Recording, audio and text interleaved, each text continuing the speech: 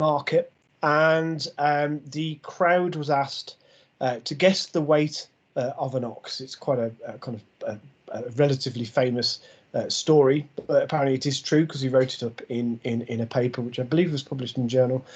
And it turns out that once he took the kind of the extremity of the kind of results of someone saying £2 and someone saying £1,000,000, and he got all the sensible kind of answers, and he calculated the mean. Actually, it turned out that the kind of this crowd had actually guessed the weight of this ox, not individually but together, as pretty accurate. The ox was apparently weighed 1,198 pounds, and the mean of the answer of the crowd was 1,197. So less than a 1% error. So that's kind of quite an old story, but another kind of, if you bear with me, a kind of a relatively more recent story, but kind of perhaps more relevant to kind of what I'm going to be talking about today. In 1985, Gorbachev was, I can't remember the name, is it Perestroika or something? He was basically opening up the kind of the economy of the Soviet Union, and he sent some advisors to the UK to meet with the kind of British ambassadors, to see how we did things. And at the time, the Soviet Union had they didn't have a production problem, but they had a supply problem, which is quite a strange problem to have. So they had enough bread as a country, but in Russia, for example, but they didn't, for some reason, they still had bread queues. And apparently one of his advisors said, on a walk around London, "I haven't seen a single bread queue. Please take me to meet the person in charge of supplying bread to London. I must learn his secret." And he couldn't believe that such a large economy and a rich economy such as the UK could actually not be controlled by anybody. There is not one person supplying bread to London. Rather, it's a bunch of individuals buying and selling bread. So this kind of leads me on to kind of my research, and the question I kind of asked myself was, if we were to run a computer simulation of an economy, which performs better? One where, say, key decisions are made by an expert, or another where individuals are working for their own best interests. So they make the decisions, but obviously they can't make the decisions for everybody, but they can make the decisions for themselves. And what I'm trying to do here, I'm not trying to answer economic questions. I think that's probably quite important to point out early. I'm trying to answer kind of how important are these simulations? I'm trying to answer the kind of question is, what can simulation modelers learn from this? So a simulation modeler might work with an economist or, in fact, an ecologist, and then these simulations might help those kind of economic or ecology experts answer questions or ask and answer questions in their own domains. So I'm looking at this from the point of view of the kind of the model itself, irrespective, but it has a context. So my field, as I mentioned previously, is in artificial life, and a kind of, which is a subtopic of artificial intelligence, and perhaps an even more subtopic of artificial life is something called agent-based modeling. So it's the difference between this bottom-up versus top-down approach to kind of decision making and management, where a top-down is, like a manager or a controller making the decisions and passing these decisions down to kind of the individual agents, where these agents could be, well, humans, obviously. They could be, fish or plants or trees or something. And the alternative scenario is you have this kind of system where these agents actually have their own rules and they respond to their environment. And so it's a different way of looking at things. It's also an alternative to traditional mathematical equations. So after the 2008 financial crisis, the OECD kind of said, how do we kind of stop this happening again, or how do we kind of, if you like, recover more quickly from having these crashes? And traditionally, a lot of the decisions were made from mathematical equations, and actually they said. Actually, they produced a paper and they said, the economy needs agent-based modeling. So we can produce a mathematical equation, even really complex mathematical equations, which can kind of simulate things like the movement of crowds or fish schooling and so on. And perhaps we could, you know, use fluid dynamics or something like that. But what if you know what if these fish, for example, what if, you know, some fish are kind of stronger or faster than other fish? What if in a crowd we don't treat everybody the same? We actually say, so some people are obviously are kind of smaller, like children. Some people are big and strong, and you know, some people perhaps are not, you know, kind of mobility problems. So there might be very old people there, you know. And what if this crowd? What if we wanted to kind of simulate getting everybody out of a room as quickly as possible, for example? So computer modeling and agent-based modeling, we can actually put in those parameters and perhaps simulate it more realistically than traditional mathematical methods. And we can do the same to ecologies and economies as well. There we go. So my research then is trying to answer this question of, you know, what happens when we compare these two types of systems. And I created this computer program which given an economy and an economy based up of agents, where agents are, I suppose I saw them as individual people, but they could have been very, very small companies or you know, households or something like this. So it's based up of it just happened to be 1,000 agents, where each agent produces and consumes goods. So you might have an agent who's a baker, so he's employed as a baker. He makes bread, and he bakes bread and he sells that bread, you know, to earn money. And with that money, he buys beer, he buys cheese, he buys wine and candlesticks and so on. And each agent is given a job type. So another agent might be a brewer, another might be a cheese maker, another might be a candlestick maker, or a candlestick maker, and so on and so forth. So each of these agents are kind of, you know, basically producing goods to sell. They are buying goods that the other agents make and sell, and they are consuming goods. And then, yeah, obviously, in an auction, they are both buying and selling goods. And in order to kind of evaluate how this system was, you know, working, I kind of, each agent had a number of measurements. Not limited to, but including consumption, i.e., how much they were eating each day. You know, did they have enough to eat? An agent would try and eat as much as he could, but if he didn't have enough money, or if goods that he wanted to buy were too expensive, he wouldn't have enough to eat. So I'd measure consumption. I'd measure the stores that they had to consume. So think of this as a larder or a fridge. So an agent who is rich, or an agent who like lives in an economy where the goods are very cheap, will buy more than they consume. If they are if they don't have enough to eat, then obviously their stores will go down until, you know, they are only literally, you know, they're not kind of storing food that you know, that passes over each day, if that makes sense. And they also have stores to sell as well. So if an agent is producing more than they are selling, this store will go up. And obviously, if they are if they're perhaps their sell price is low, so that store, and they are selling lots to other agents, or there's not a kind of glut, that kind of stores to sell will go down. And obviously, agents have money as well. Now, I do have other measurements, but which are kind of described in my paper, but I wanted to keep it as simple as possible for this talk. So there are two scenarios in which I run this simulation. So, and basically it sets the price of goods. So you've got, if you like, the price of bread, the price of beer, the price of cheese, and the price of candlesticks, and so on. So in one scenario, which I called system adaptive, a single algorithm once a day sets a global price for each good type.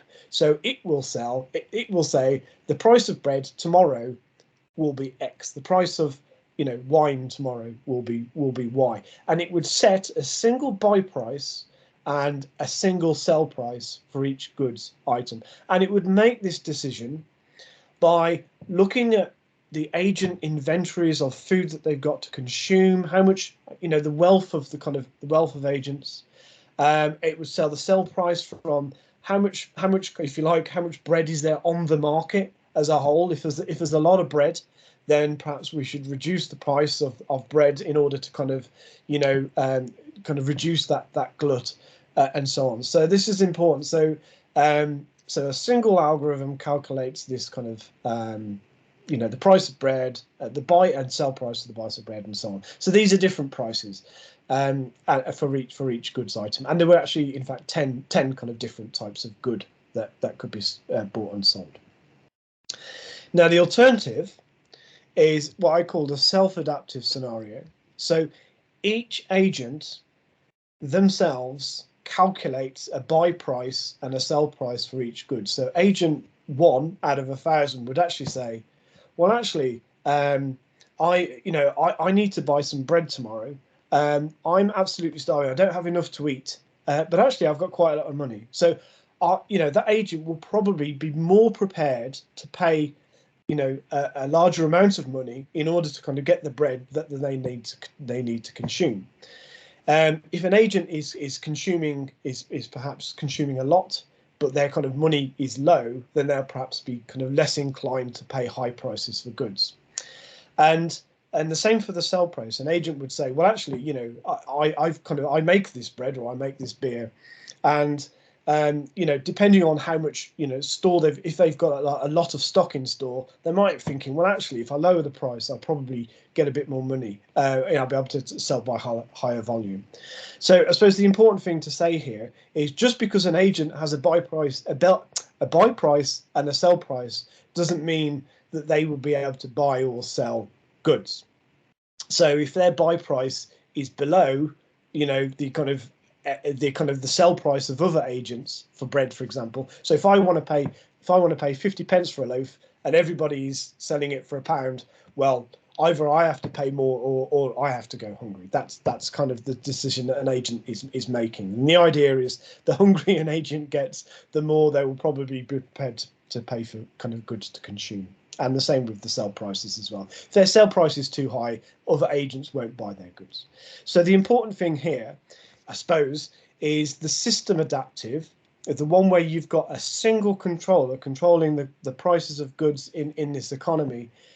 He does not care about the individual. He's simply looking at, he's been delivered statistics from the whole, and that kind of algorithm makes a decision based on those statistics. He doesn't care that individuals might be going hungry and so on, or some individuals, if you like, subgroups of individuals. That kind of buy and sell pricing from the system adaptive doesn't cater for individuals, it caters for the whole. So my research question, or questions asked, is how do the two systems compare in relation to stability and resilience? That's my first research question. And my second research question was, how do the two systems respond to a disruptive event? So stability is, if we look at the variables in the system, how often are they changing? Do we kind of see the prices going up and down a lot, or are they relatively stable? And resilience is, so when something happens, so this disruptive event, when a disruptive event happens, how do these two systems compare in their response to that kind of disruptive event? Is one system, if you like, better able to absorb the impact of that event? And a disruptive event in my scenario is a supply chain issue. So for example, imagine that you couldn't import oil, for example, or there wasn't enough oil to go around, and this means, say, perhaps bakers and cheesemakers might not be able to produce as much goods as they would normally do because of simply they don't have the kind of perhaps the heating or whatever to be able to do that. So the question is here, what do we expect to see? Do we expect you know, the kind of, when you've got this kind of an overlord looking, you know, is that system going to be more stable? Is it going to respond to kind of this disruptive event, you know, better? Or is you know, is, I suppose you might logically conclude, well, actually, when everyone's making their own decisions, that sounds chaotic. That sounds like chaos. Is that going to be chaotic? You know, is it like herding cats or something like that? You know, it's, you know, how are they going to kind of respond when we kind of look at the measured variables? Well, actually, and now's a good time to get my my pen up. Well, actually, in my first experiment, I kind of just ran the simulation, and I looked at some various variables, and it turns out that the self-adaptive system, i.e. the system where agents are making their own decisions on goods, on the prices of goods, buying and selling prices, and I suppose, and still, it's worth reiterating that just because they set a buy and sell price for a good doesn't mean that they'll be able to buy and sell it for that price. It's far more stable for pretty much every measurement. If you look, so consumption, they're pretty much the same level, but the blue, I hope this is visible to kind of people who have difficulty seeing different colours, but so the red here indicates the self-adaptive. It's far more stable, or relatively more stable to the system adaptive. So what that means is the agents here are, if you like, regularly kind of what they eat from day to day typically doesn't change. Satisfaction, by the way, is how much agents earn relative to other agents. So if there is you know, if you earn less than all your peers, that leads to kind of lower satisfaction, and that's based on an actual a measurement that I've taken from economics. It's far more chaotic in the kind of the system adaptive, where you've kind of got like a single government kind of figure setting the prices. In terms of the prices themselves, now I don't want to jump to too many conclusions, because I say I'm a modeler, not an economist. But in the self-adaptive one, the prices tend to be much higher, but they are still more stable. They tend to be more stable than the kind of system adaptive, and our levels of stocks as well tend to be more stable. So the conclusion, you know, I come here. Okay, yes, it's stable. Why is this? And I suppose if we come back to the system adaptive, this regulates the aggregate, which, as I said before, isn't catering for everybody's needs. So it could be that with the system adaptive, you might have 48% of the population. Well, it's because it's going to the mean. It's calculating the right price, if you like, for 51% of the population. So that means it's probably calculating the wrong price for 49% of the population. It might be 5% or 10%, but this could be the case. We could have this extreme. And what will happen is, say for example, we are setting our price bases on our stocks, and you know, if the majority of agents have high stocks, so we set a low price, that means there are perhaps less than half of the agents have got low stocks, and we're actually exasperating their problem by setting the price low. So that means their stocks go even lower for the goods they have to sell, for example, and then probably what you'll get then is a swing in the opposite direction. So the system adaptive, because it can't regulate individuals, it can only regulate the whole. You'll probably get these kind of swings in how these kind of in these kind of variables. So probably a nicer way of describing it is a boom and bust effect.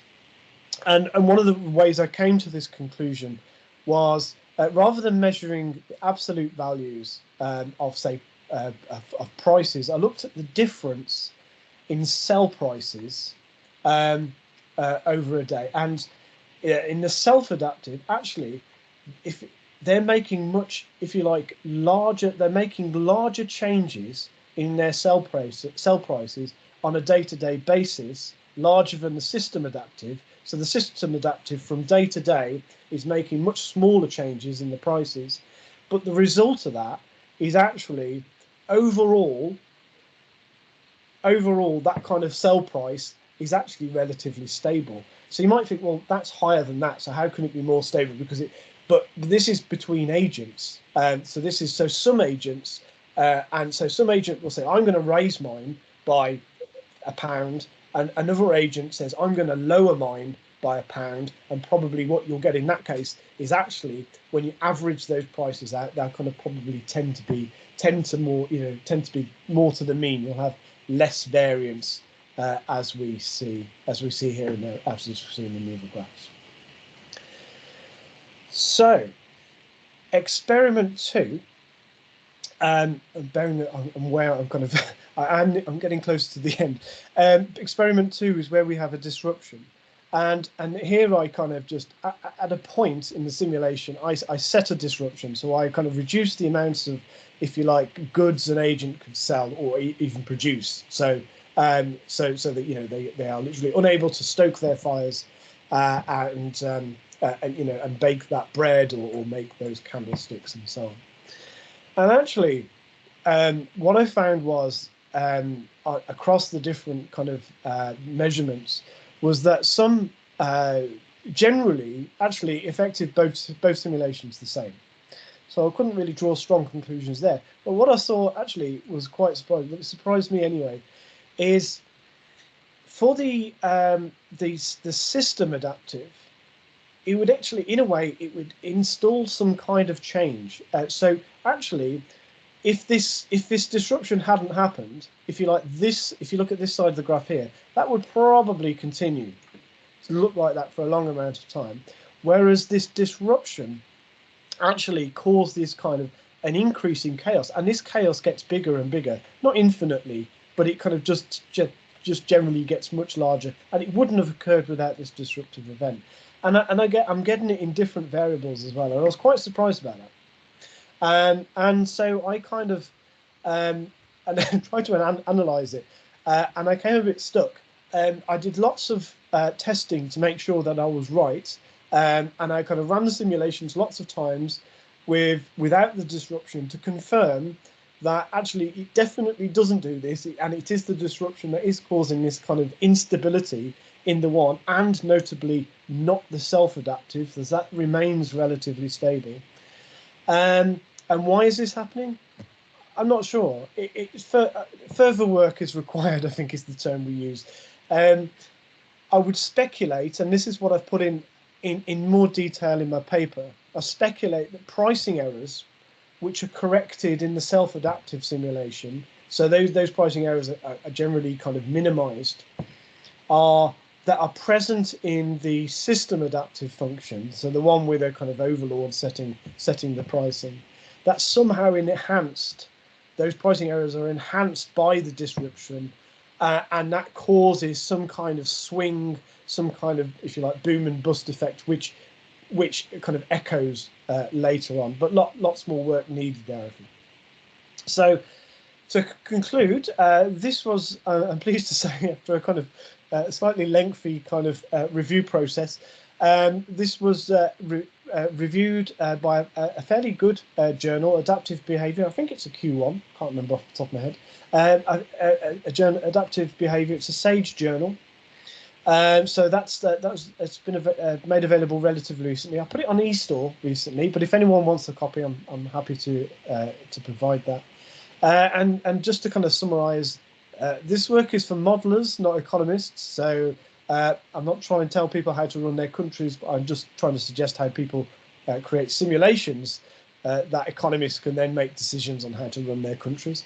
The self-regulating system, it may be more stable than oversight-led systems, but it could depend on the system, of course. Some systems, need a strong oversight. So this, a classroom full of 6-year-olds, for example, you can't ask them to make their own decisions. It's probably a good idea to have a teacher in charge.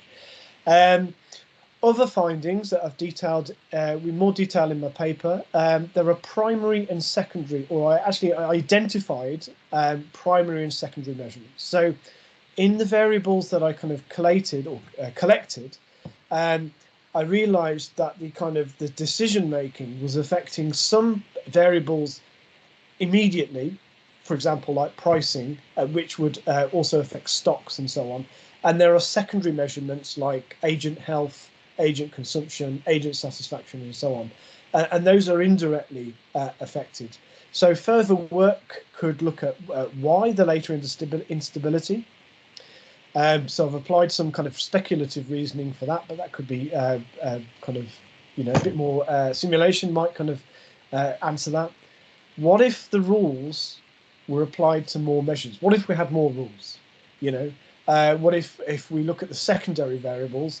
What if those rules could be applied to those as well? Would that system become more or less kind of stable?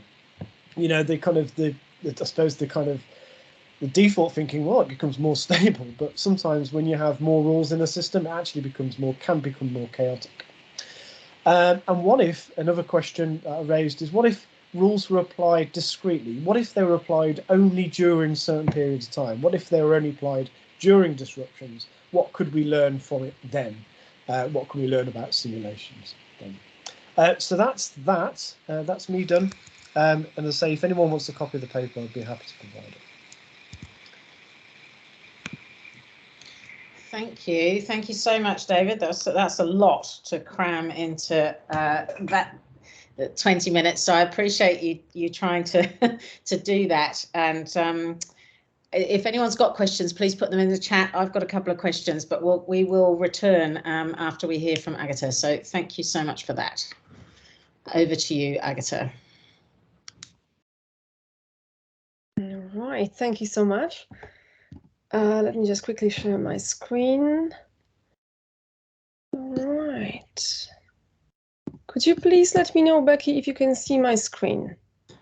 Yes, and it's full screen now, yes. Wonderful. All right. Well, thank you so much. And thank you so much, David, for such an interesting presentation. Mine is going to be very different. I think which is the beauty of our school, because we are so diverse here. So what I will be talking about today is the idea of creative practice-based research, which everyone who knows me knows I'm perfectly obsessed with. And today I'm going to be thinking about the ideas which can lead us towards the design of an effective support system. So just a brief introduction. I'm a senior lecturer in film production. I know Becky introduced me at the beginning, but there's going to be a couple of things I'll mention about the things I do towards the end of the presentation. But before I do it, for the sake of all of us knowing what is the thing I'm talking about today, I'll just bring a definition of practice-based research. There's lots of definitions of what practice-based research is, and there's lots of differences between varieties of what could be described as such. But I'm going to base my presentation today on a very, very recent publication, which was released which was published about 3 months ago. So we can assume that this is what current situation of the researcher thinking about practice-based research is. So according to Weir, Edmonds, and Candy, practice-based research is a principled approach to research by means of practice, in which the research and practice operate as independent and a complementary process. I think these two words are really important here, leading to new and original forms of knowledge. And what they explain as well in relation to this definition is that by practice, they mean taking purposeful actions within specific context, typically in a creative or professional way, and that could be the making, modifying, or designing of objects, events, or processes. So it's quite wide umbrella term if you think about it in detail. Now, another resource I will be referring to quite a lot in relation to this is my practice-based research seminar. And it's an interesting thing for me to do, because I remember the last time I was talking at this seminar, I was talking about my own practice-based research and my kind of participatory filmmaking research I did in Colombia with indigenous filmmakers, and I was really excited about it. And a couple of years later, I'm trying to design the best practices, how we can support anyone working within this kind of practice. So it's quite interesting for me to see how this journey looks like for me. I'll talk more about what this seminar really is.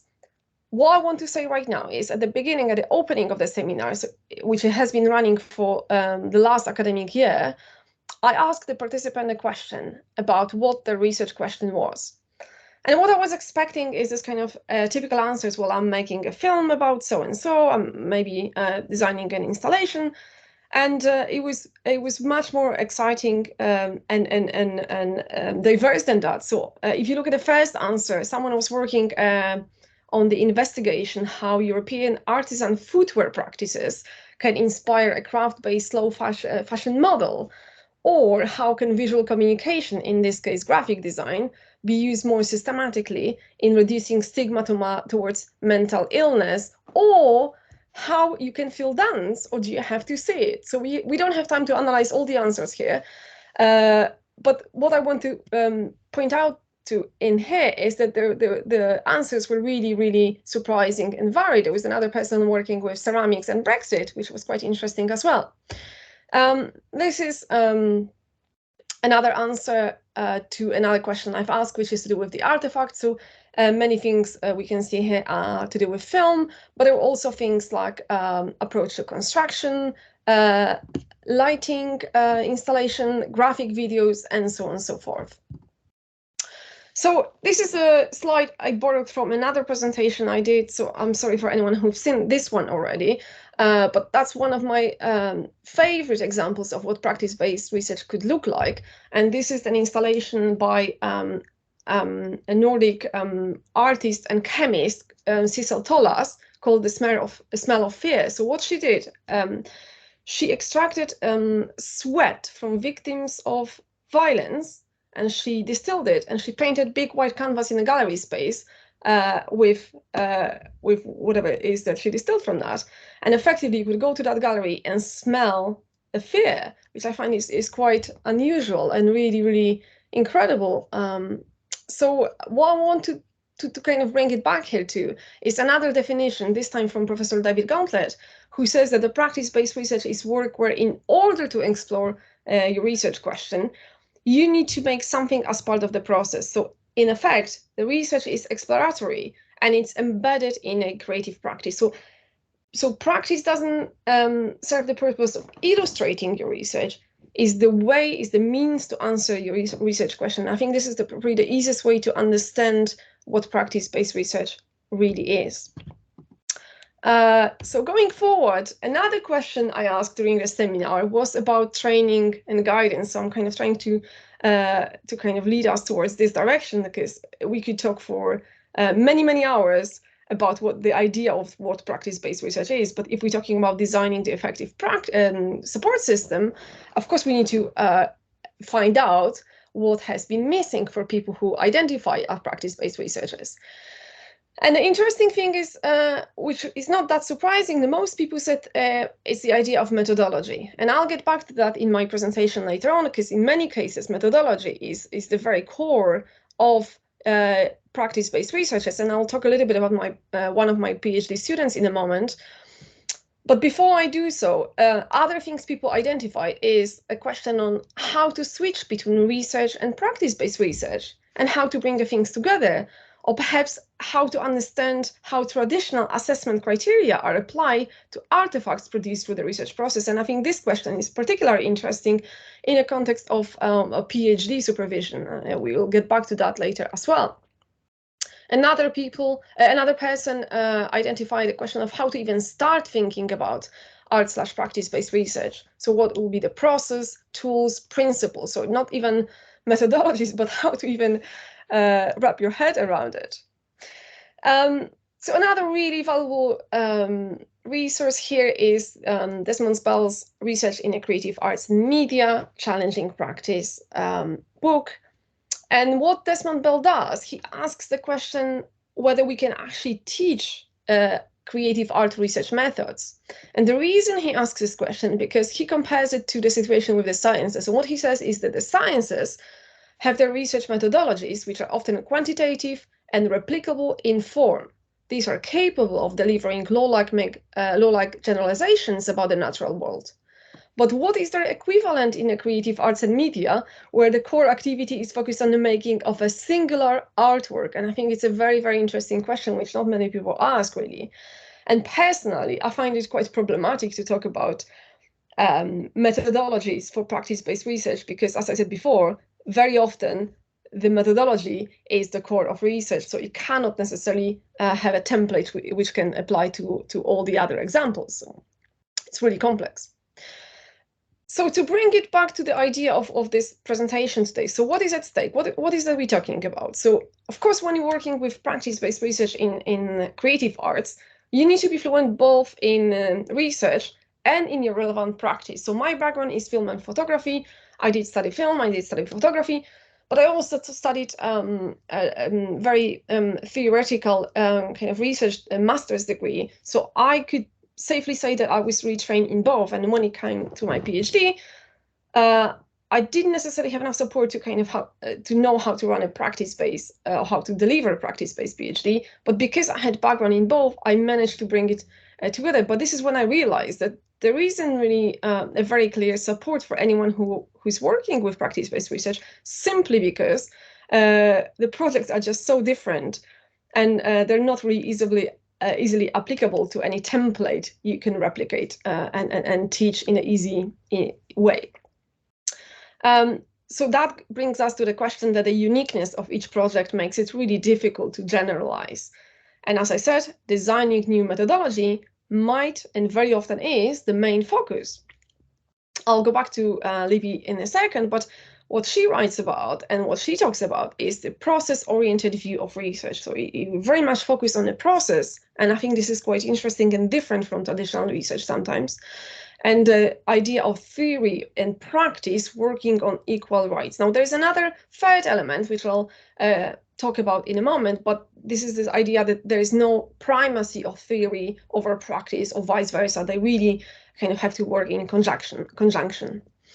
Another really interesting thing which she mentions is this idea that with your practice-based research, you have a lot of opportunities to unsettle stereotypes, challenge dominant ideologies, and include marginalized voices and perspectives, which I think many practice-based researchers do.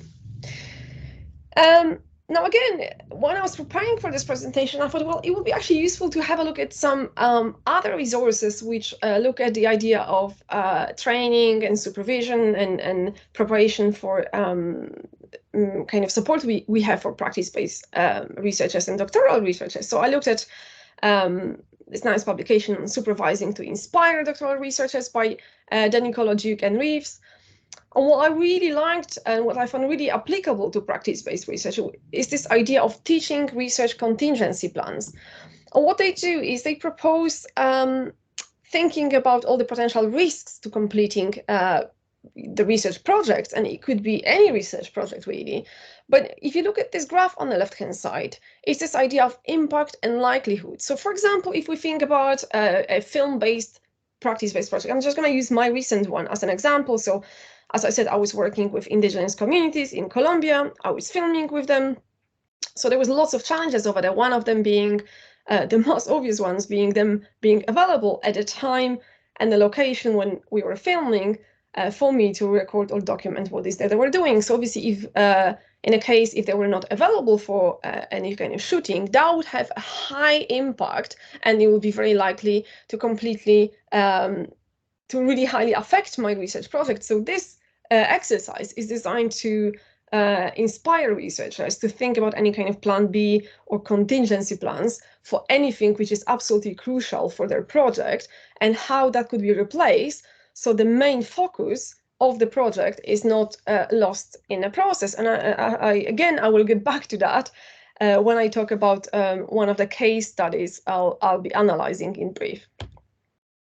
So I don't want to talk about the historical background of practice-based research too much, but so I just very, very briefly mention Linda Candy, who is one of the pioneers of contextualizing practice-based research. So in one of her articles, she brings back the history of practice-based research to 1994, when 2 universities in Australia introduced doctorates in creative writing. Now, bringing this back to UK, so we should look at the program offered by polytechnics, where with strong emphasis on practice. So the first one being what is now the University of Westminster in London, which was founded in 1838.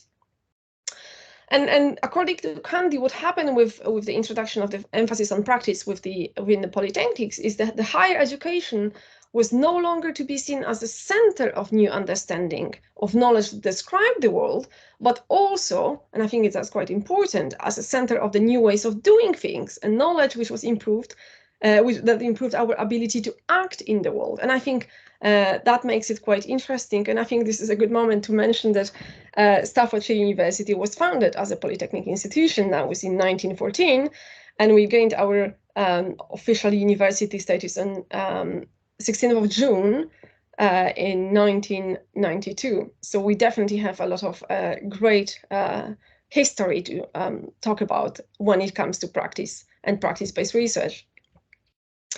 So in one of my previous slides, I mentioned this idea of theory and practice and how one should not have primacy over the other, but there's a third element, and many researchers, and again, this is not a place for me to kind of go through a history of practice-based research and all the different theories behind it, but many people do identify the reflective evaluation as a difference which kind of identify practice-based research from traditional practice, or just practice in any kind of artistic and creative point of, I've lost my PowerPoint, here it is, creative practice.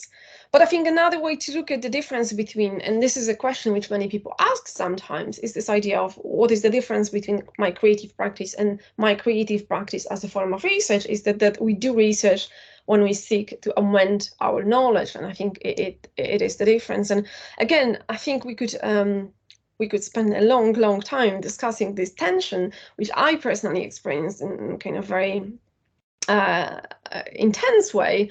How sometimes when you're involved in a research project, especially when you're coming from let's say photography and filmmaking background, you see certain situations and you just want to follow your creative instincts, where in fact what you have to do has to lead to a different kind of actions, because rather than just focusing on certain aesthetics, for example, you need to follow what's going on in front of your camera. So sometimes the reasons why you're doing what you're doing is very contradictory. And I think it's really interesting when you get to this reflective evaluation of what is the difference between research and creative practice. And again, a long discussion we can unpack at another occasion.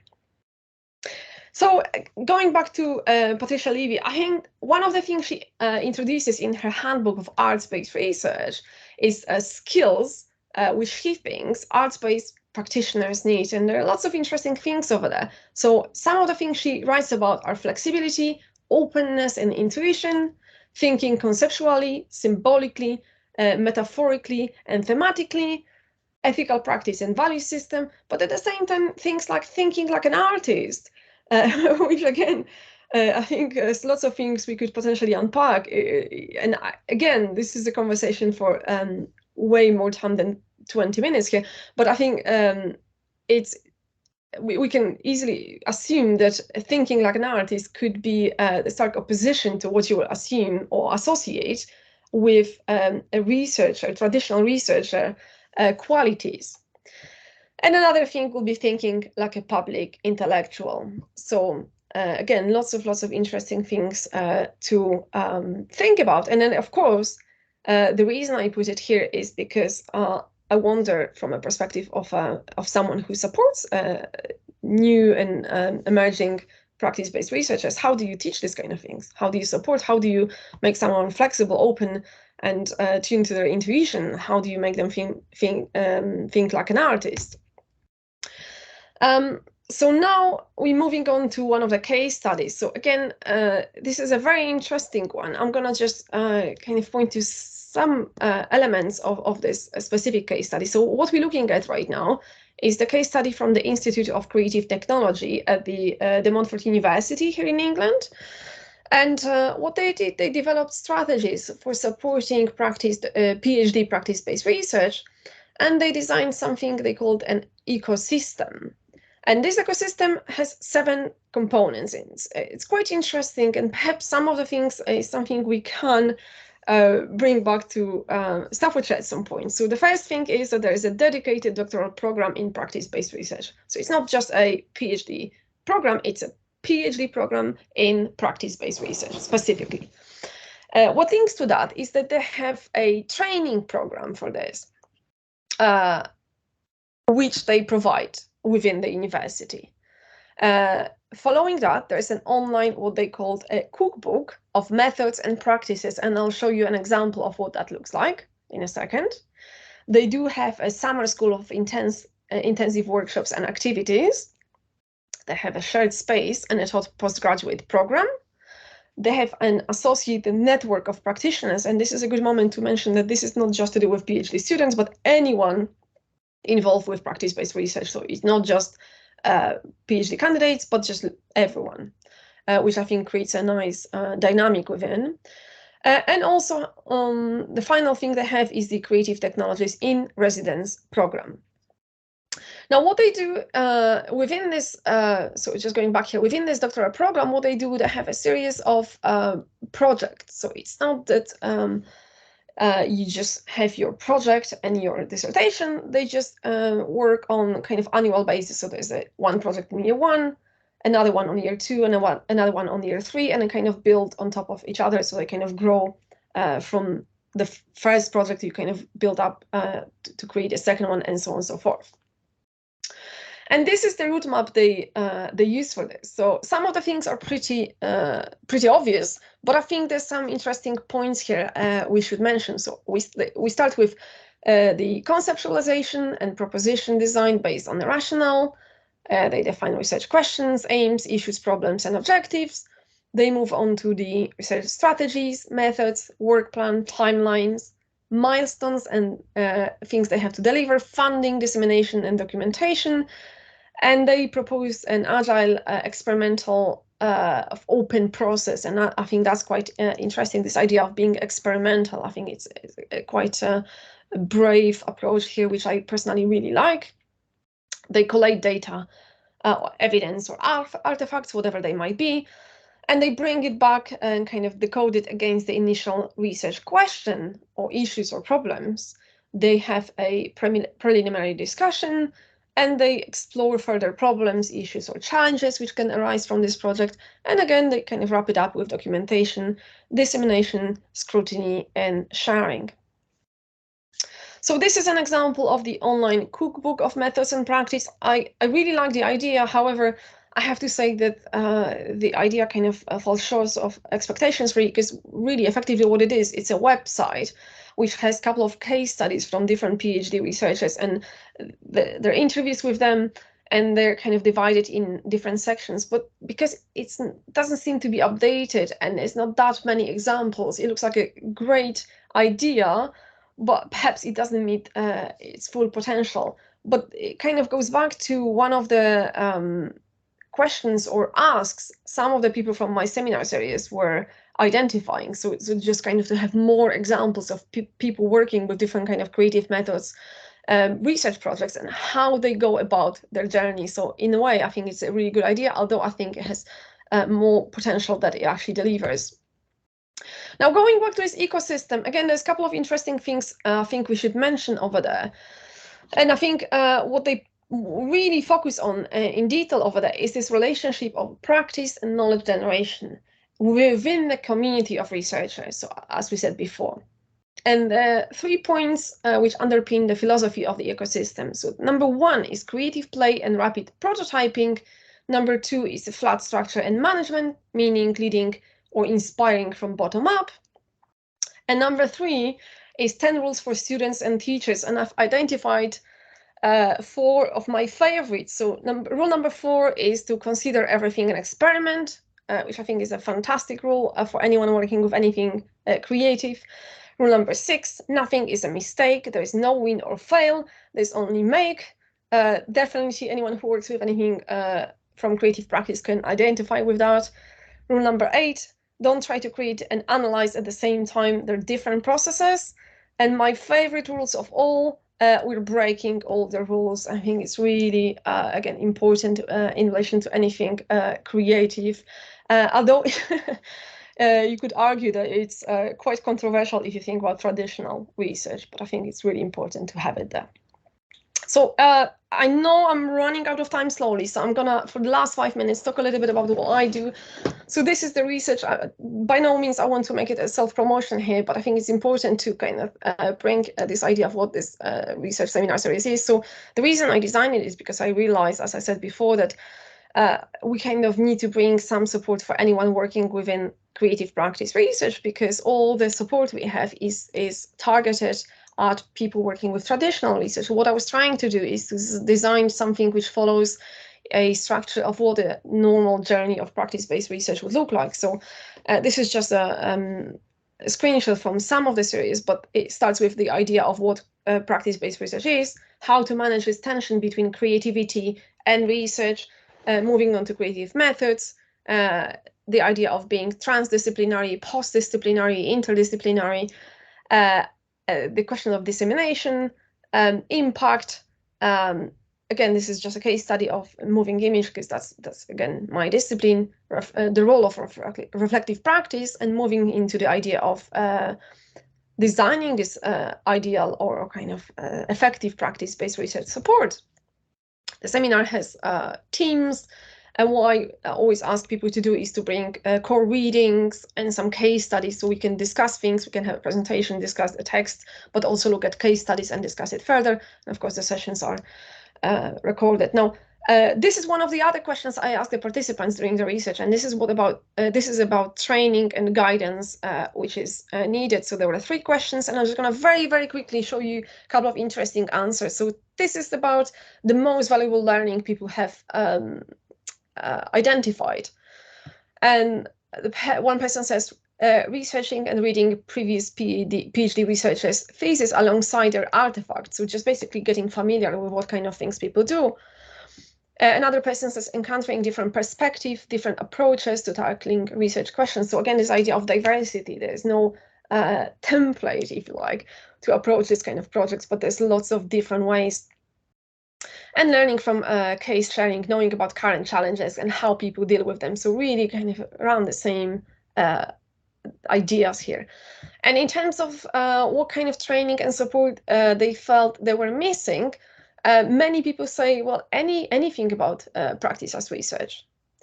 A general introduction to what it actually really is. So there's still lots of confusion, and not only about the practitioners, but also institutions, universities, networks. There's so many different discussions around it, but I have a feeling there's still not kind of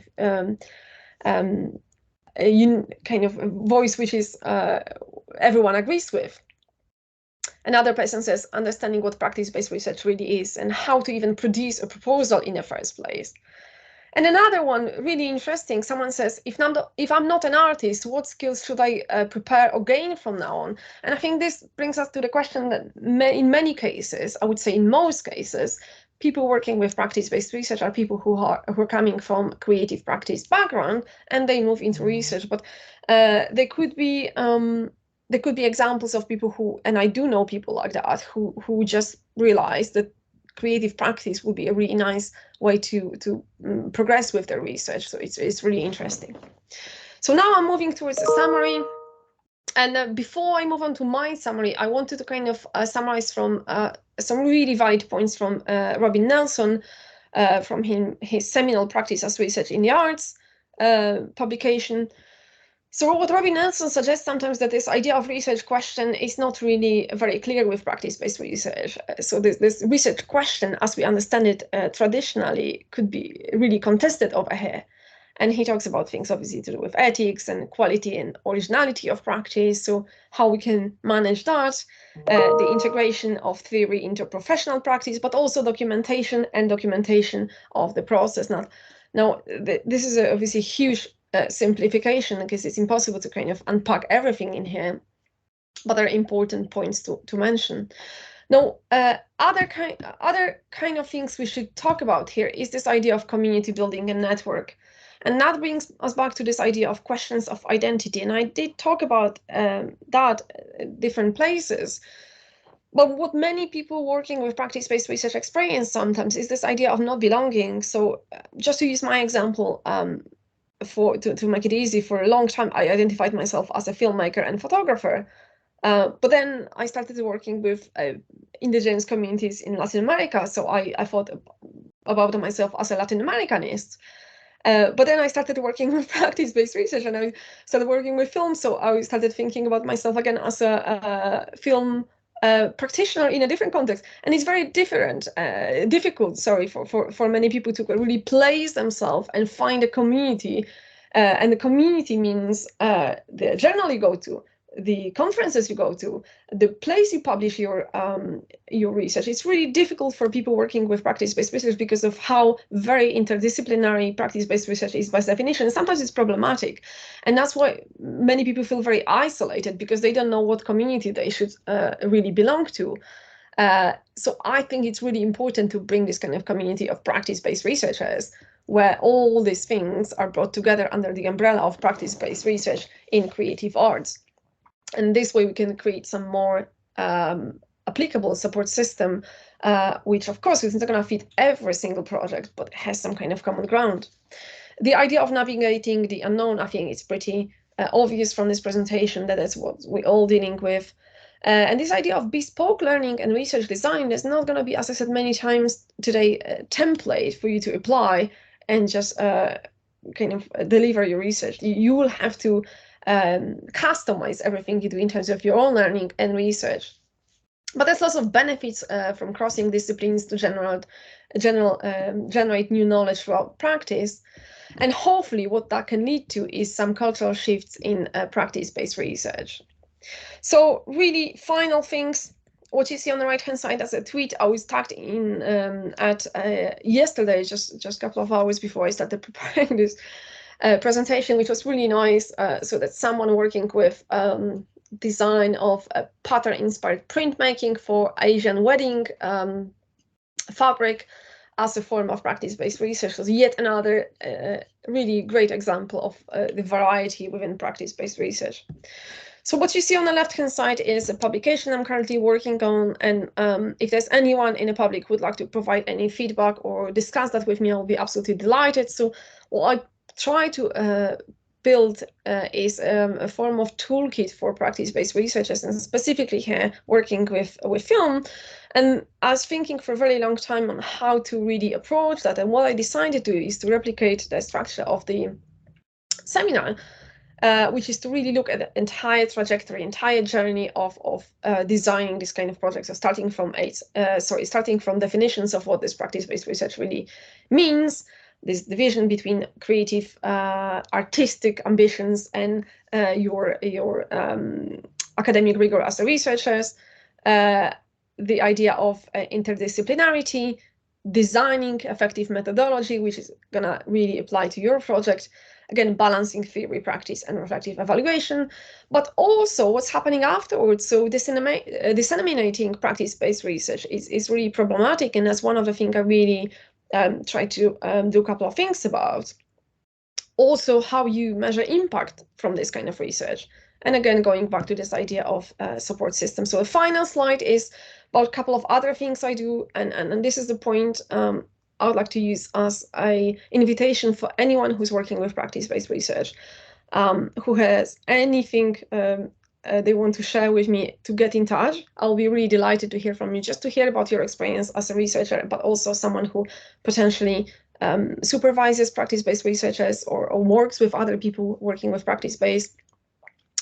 You can get involved in any other things you see here. So the seminar series is going to have a second round in the new academic year. Perhaps you want to talk about your research. There's going to be a podcast, which I'm working on with one of my colleagues from the department. Of course, there is a conference Tony was kind enough to mention. So this conference is designed to be one of the forms of kind of showcasing practice-based research in general.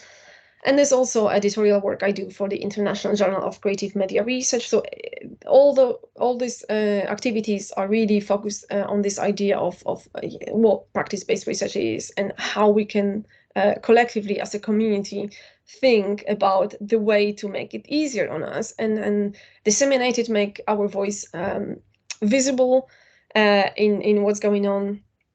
So yes, please get in touch if you have anything you'd like to share. So I think that's it from me. Thank you so much. I hope I didn't take too much time. Brilliant. Thank you very much. Let me go back here. Thank you very much, Agata. No, perfect. Again, so much in there, and really important work, particularly for you know, a school like ours, where so much of the work that's happening across all the different fields really touches on practice, you know, in relation to research. So brilliant. Now, I would love to see some questions out there. I've got a couple of questions, but if anyone has a question straight away that they're desperate to, or a comment that they want to contribute, either just pop your hand up or pop it in the chat.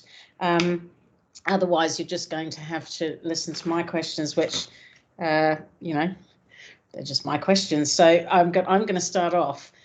David, if I can cycle back to your talk, and I can, you know, I think as I was sort of trying to think through your research, I was imagining how much you had to leave out. So you know, I think probably what I'm going to ask is just a very surface question, but I was really interested in the way that you introduced your modelling, and you're saying that within that that this modelling could be applied to economics or economies and or ecologies. And I thought it was really, maybe it was a really interesting commonality. What is the commonality between an economy and an ecology that means that the modelling would work across both? I'd say that when I've developed this simulation, I suppose the difference, I'll start with the difference is that the stuff that you're measuring. So with this, the things I was measuring are, if you like, based on economic equations. So like satisfaction, so how happy or unhappy am I that my kind of neighbour earns more or less than me. These are kind of based in kind of economic principles. So I as a kind of modeler, I can't just think, oh, I'll assign a value between, you know, 1 and 10 or something. I have to kind of do that. And if I was doing it in an ecology, then I would have to you know, go with the equations that the marine biologists have kind of, you know, discovered or created. So, for example, if I was measuring the growth rate of you know, starfish, I would kind of, you know, use an equation that a biologist has said, actually starfish in water temperatures of X degrees, you know, they would grow this amount a month or so on. The similarity is the idea of these are agents, and they have simple rules, and they are simply responding to their environment, and it doesn't matter if it's a fish, or it's probably a bit derogatory, a fish or a stockbroker, but they kind of, how they kind of react to their environment is pretty much the same, really. And you know, they have simple rules. I think it's Maslow's hierarchy of needs is a kind of nice way of, you know, first of all you need to survive, and then, you know, as you go up that kind of that triangle, you get things like you know, like artistic desires and ambition and things like that, and you can build these things into the kind of decisions and needs of agents. Yeah, fascinating. Because I think, and I don't know if this isn't perhaps connected to this question, but and the other thing, and this might just be me and my need for everything to be political, is you're saying that you're not trying to answer economic questions with this, but it does seem through the kind of outcomes that you found in your research that there are two ideological kind of possibilities that you're kind of comparing, and it seems that your modelling is coming out in favour of one, you know, the kind of market forces neoliberal, no? Or is that well, it kind of, when I based it on economics, there's a kind of, I suppose, a clear distinction between the two simulations, and if you like, you know, so perhaps the communist countries, and of course we do it to a degree in kind of liberal democracies as well, where, you know, somebody makes a decision about the price of bread, and, you know, and then the alternative is a market-based economy, who is basically, I say, well, I'm going to sell this loaf of bread, I'm going to try and sell it as much as I can, but I'm well aware that if I set the price too high, nobody will buy it. If I set it too low, well, I won't make a profit. And there is, I guess, that, and I do have a personal kind of, I suppose, opinion there, but really, and something that I really tried to kind of emphasize in the paper itself is what makes what makes a better simulation. What's more realistic. How does, if we're going to make a decision on how we build these simulations, because one of the problems with building these types of simulations is how to make them resilient and actually survive over time, because simulations in the first instance tend to die, as in if you have a population of people, if you don't build it right, they tend to just all die within the first few weeks of, just because you need to calibrate it. So if we're building these simulations, how do we make them more resilient, and so on? I mean, for example, in an ecology, of course, you don't get in a real, in a marine biosystem, unless you've kind of got fishermen or something, but assuming not, you could design a simulation where actually say, well, you have it like, if you like, a part of that program which decides what all these kind of different components are going to do. And the alternative to that is perhaps it's a bit more difficult, but then you say to all these fish, starfish and algae and so on, they are going to respond to their environment. And that, if you think of it in that way, that takes away that kind of idea of how an economy should be run to actually how should we build a simulation. And perhaps I think ecosystems are probably a better example of that, I guess.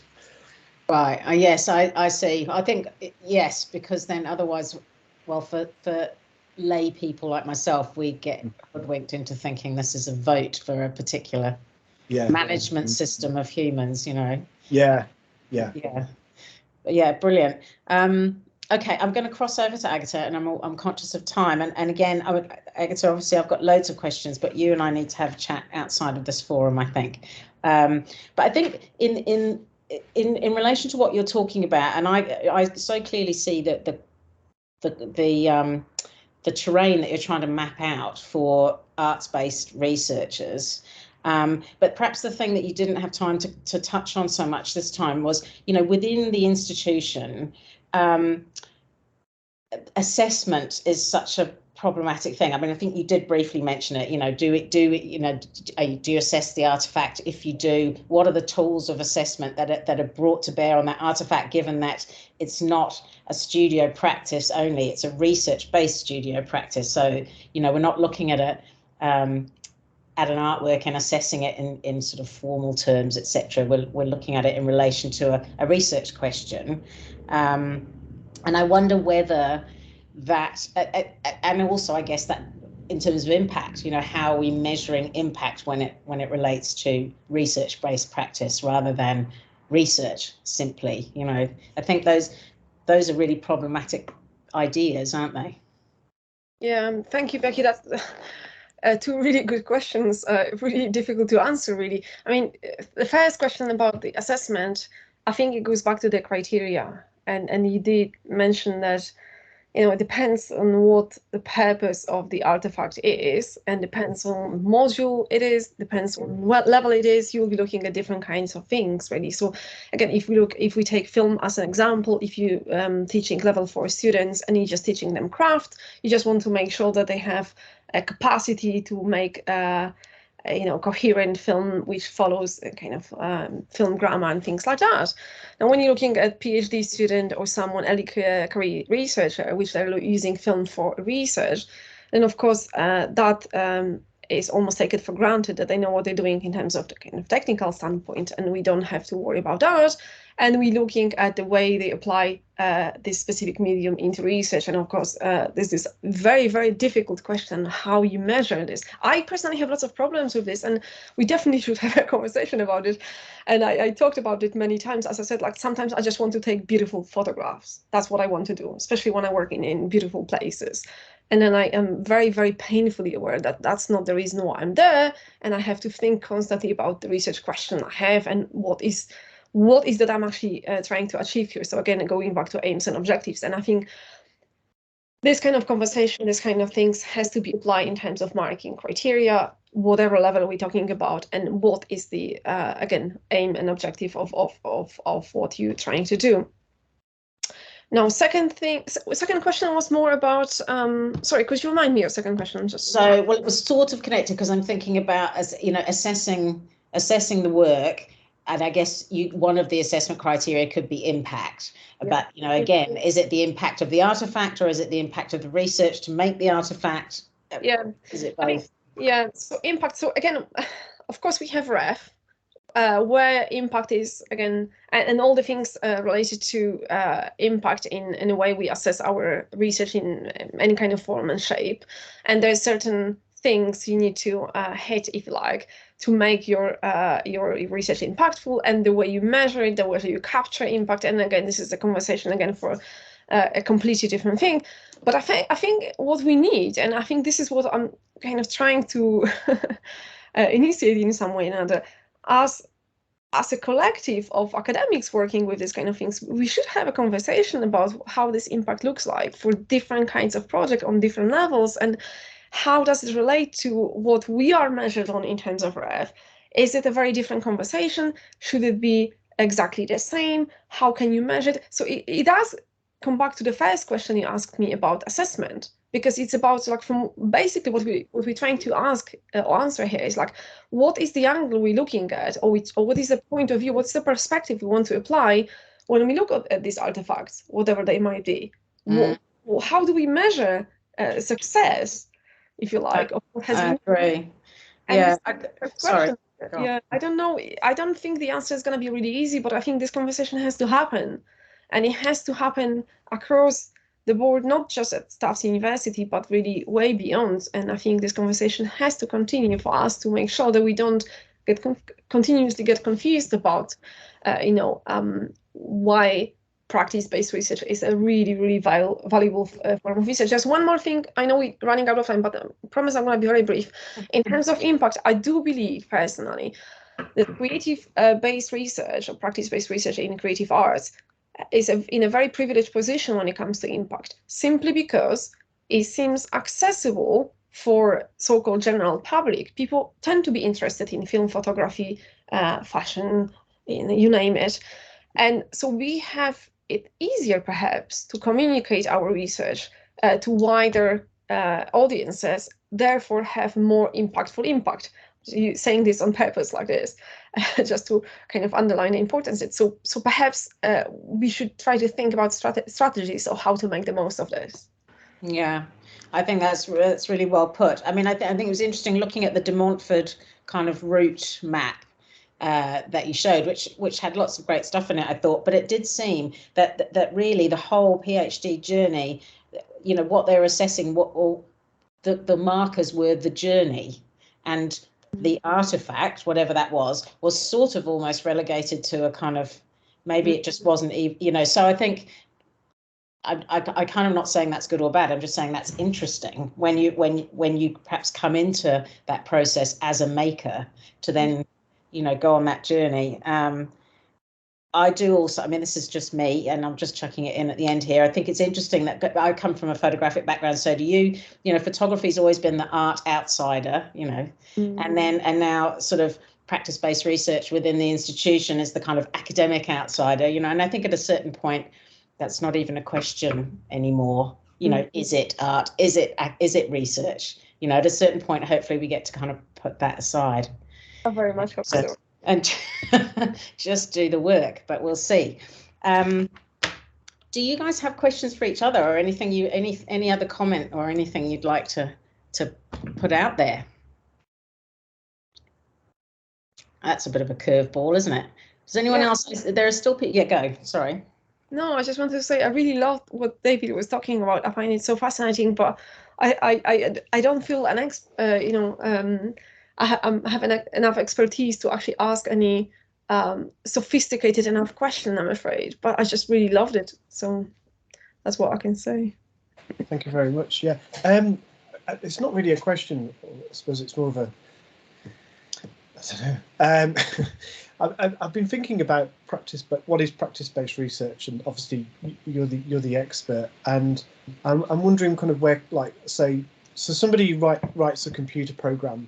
And that, I don't know, that gets sold on the internet. It isn't a formal academic process, but that person could have, it is an, if you like, an expertise, and and it kind of answers, I suppose, I don't know, what sort of questions would it answer? I don't know, but would that, if say someone had spent a long time creating programs like computer games, for example, and making computer games, do you think there's a practice-based research element to that? Does it need to answer a particular question, do you think? It's a great question, David. So again, from my perspective, the way I like to think about practice-based research is, if your practice is absolutely essential, produce an outcome which is in one way or another an answer to your research question, that's practice-based research. So as little as I understand from writing, doing things like that, probably the answer is yes. If writing the program is the essential part of the research, and without that you wouldn't be able to get the answer to what you're doing, that's absolutely a yes. Yeah. Okay, cool. Yeah. Would you kind of need to kind of write it having that question in mind, do you think? Well, this is the discussion. So I know Carola is in the audience. I don't know if Carola, you want to add it. So again, Robin Nelson was questioning a little bit this idea of research question. And there are other people who talk about it, like whether there is a need of having a proper research question. Personally, I think it's really helpful to have it. Mm-hmm. So you know what direction you're having. Sometimes it's more difficult to have it in really clear, and of course it's going to change in the process, but I personally like having research questions, and when I supervise my my PhD candidates, I like them to have a research question, and they usually arrive at the answer to a different question at the end, which is absolutely fine, but at least it gives them a sense of direction. I don't know if you want to add something to this, Carola, from your perspective. Yeah, and fascinating, and thank you. What I like is the phrase of a line of inquiry, and that helps me to understand that it might just not be one question or exactly 3 questions, but it is a line of inquiry which has a trajectory as such. And that's a phrase that Robin Nelson also uses. But it also might be useful to remember that in this field, these 2 different methodologies come at it quite differently. We have the more traditional scientific linear approach where you do set a research question at the beginning and you have a hypothesis and you try it to find out what it means. But actually, again, in some other subject areas, not just art, but also the humanities, you actually have these different lines of inquiries or different questions that try to understand a suggested type of reality that represents a new knowledge. So you have this coming at it from different perspectives, and it's actually the weight of opinions or justified opinions of what reality is, which creates new knowledge. So it's not this empirical, this is what it is. It's rather this weight of opinion that creates a likely answer to the questions. That's more often the case. I think it's a really well said. If I can just maybe give you an example, I think Carola just really said it very nicely. I'm going to give you an example of one of my PhD students, because I think it's a nice way to kind of understand how practice-based research can look like. So he got a scholarship for a funded PhD, which was titled Sonic Landscape of a Documentary Form. So effectively what we tasked him with was kind of challenging the primacy of visuals in documentary filmmaking, where sound is usually talking heads and is kind of secondary. And we wanted him to explore and experiment with the ways of giving sound the primacy of documentary storytelling or narrative. And that's what he's doing. How he's gonna do it, it's entirely up to him. So he has to, this is not necessarily a research question, this is the direction he has to go. So he has to design his methodologies in a way he wants and feels fit to. And he has to find some kind of answer, some kind of way to kind of disrupt this primacy, as I said before. So it is not sensu stricto research question, but it is this kind of sense of inquiry Carola is talking about. He's just heading some direction, and then it doesn't necessarily has to have an answer to research question, but he has to have some kind of practice which answers this line of inquiry. I like that term, line of inquiry. I think PhD students, so my PhD students, they tend to struggle at the beginning, in finding, a research question. And I think, using the term line of inquiry, which then leads onto a research question, is probably a nice way of putting it, I think. I mean, it links back to one of the questions I showed you in the presentation when someone was asking, how do I even go about writing a proposal for practice-based project? Yeah. I mean, it starts there. It's sometimes, and I think it sometimes feels intimidating, and it goes back again to this question of identity. People try to kind of look at the networks they identify with, and sometimes they don't have an answer over there because they might be, again, like using my example, maybe I will be looking at the network of Latin Americanists, and I don't find anything over there which relates to the kind of work I do. So it's a really complex thing, but I think that's why creating this kind of support system is extremely important and really, really needed. Brilliant. Thank you. And yeah, thanks, Carola, for adding that in. That was really helpful. I think it's 5 o'clock, unless anyone really suddenly has a light bulb moment, which I don't think is going to happen. I think we'll wrap it up there. So I'm really happy that you guys could do this. Thank you so much. It was really fascinating. Thanks to everyone that was present. Thank you, Agata, for reminding me to record it. So I'm afraid we might have missed the very front little section, which was just me waffling on. But apart from that, it will go up on, there is a YouTube channel, and I must send the link to everybody where all the talks have gone. So it will live up there. And thanks very much, and enjoy everybody's long weekend. Thank you. All right. Bye. Thanks Bye. very much. Bye.